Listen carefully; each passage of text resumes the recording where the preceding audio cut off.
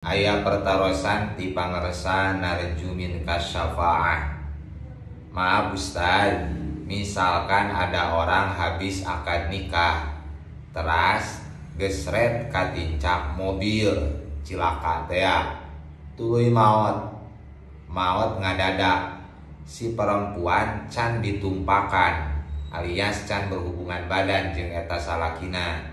Maka si perempuan boga idah atanapi henteu. Jawabanana eta si istri di mazhab Imam Asy-Syafi'i mah angger boga idah. Sakumaha idah anu biasa 4 bulan 10 poe. Keteranganana tiasa ditingali dina kitab Bajuri juz kadua halaman 170. Wa in kanat hailan fa iddatuha arba'atu asyhurin wa asyrun minal ayyami bilayaliha.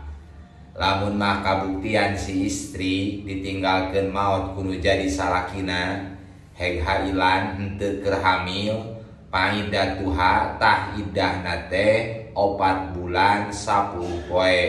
Ceuk dina syarah Bajurina walau ghairu madkhulin biha, sanajan eta si istri can diduhul, can digauli kudu jadi salakina, alias eta si istri can berhubungan badan jeung salakina, janda bengsrat.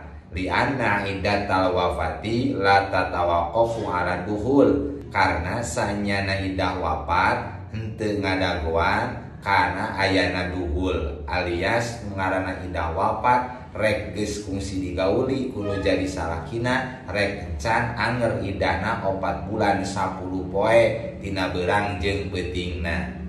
Wallahu a'lam bishawab.